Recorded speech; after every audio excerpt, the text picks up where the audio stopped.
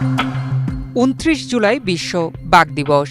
বাংলাদেশ সহ বাঘের বসবাস আছে এমন দেশগুলোতে বিভিন্ন অনুষ্ঠানের মধ্য দিয়ে দিবসটি পালিত হচ্ছে।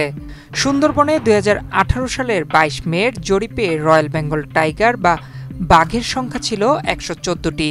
সেখানে 2024 সালের 7 অক্টোবর সর্বশেষ ক্যামেরা ট্র্যাকিংয়ের জরিপে সুন্দরবনে বাঘের সংখ্যা বেড়ে দাঁড়িয়েছে 125টিতে। অর্থাৎ 8 বছরে বাংলাদেশের সুন্দরবনে বাঘ বেড়েছে 11টি।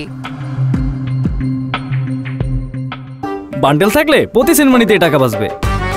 বিকাশ সেনমানি বান্ডেল কিনে জিতুন প্রতি লেনদেনে। চোরা শিকারির পাশাপাশি বাঘের আবাসস্থল ক্ষতিগ্রস্ত হবার কারণেও হুমকির মুখে রয়েছে সুন্দরবনের বাঘ।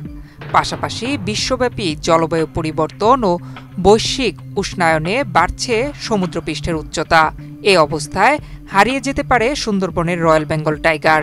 তবে আশার খবর হচ্ছে সুন্দরবনে একের পর এক বনদস্যুদের আত্মসমর্পণ ও কঠোর নজরদারির ফলে এখন বাঘ নিধন কমে এসেছে। বাঘ সুরক্ষা করতে হলে আমাদের সুন্দরবনে অনুপ্রবেশ বন্ধ করতে হবে এবং এটার জন্য আমাদের টহল বৃদ্ধি করতে হবে। পাশাপাশি চোরা কারবারিদের নিয়ন্ত্রণ করার জন্য আমাদের কঠোর আইন প্রয়োগ করতে হবে এবং যারা গ্রেপ্তার হবে তাদেরকে দৃষ্টান্তমূলক শাস্তি দিতে হবে। তাহলেই আমরা বাঘের সুরক্ষা করতে পারবো বলে আমরা মনে করি। আর বাঘের সুরক্ষা হলেই আমাদের সুন্দরবনের সুরক্ষা হবে, সেটা আমরা বিশ্বাস করি। সুন্দরবনে বাঘের আবাসস্থল, খাবার ও প্রজনন নির্বিঘ্ন ও নিরাপত্তা নিশ্চিতে কাজ করা হচ্ছে। নিশ্চয়ই সুন্দরবনের যে বাঘগুলো সংরক্ষণ করবার জন্য ইতিমধ্যে বাঘের টিলা নামে একটা কিছু বেশ উঁচু জায়গা করা হয়েছে। এর উদ্দেশ্য হচ্ছে বাঘ এবং বাঘের যে খাদ্য যে সমস্ত প্রাণীগুলো আছে, যেমন হরিণ, বন্য শুকুর, এগুলো অনেক সময় পানি হয়ে গেলে মারা যেতে পারে, যার জন্য বাঘের যে উঁচু টিলাগুলো আছে এই টিলাগুলোতে কিন্তু ওরা অবস্থান করতে পারে এবং সেখান থেকে ওরা বেঁচে থাকতে পারে ভবিষ্যৎ প্রজন্মের মধ্যে খাবারের জন্য।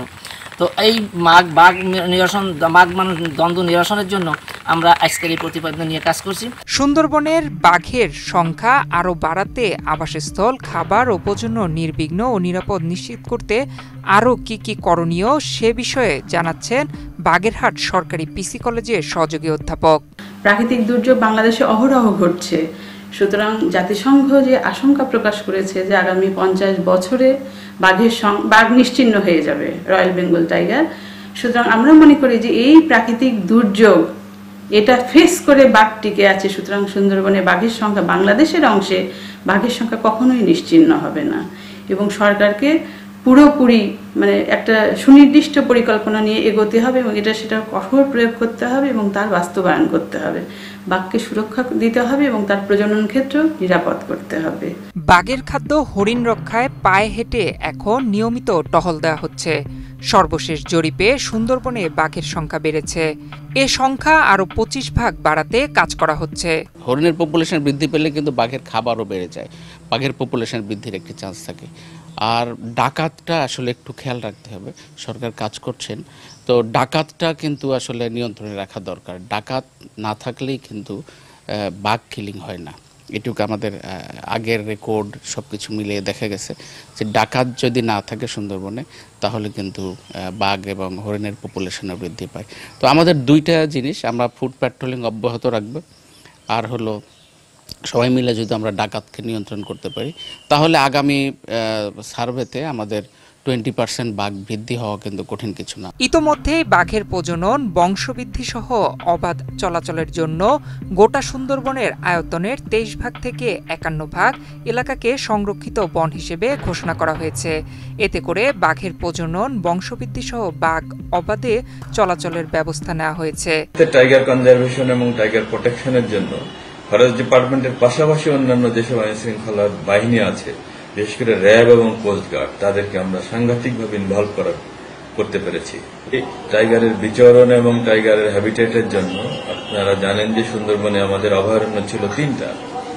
সেই 3টা অভয়ারণ্য সুন্দরবনের 23% ছিল। গত জুন মাসে সরকার এই অভয়ারণ্য বাড়িয়ে প্রায় 51% করে ফেলেছে।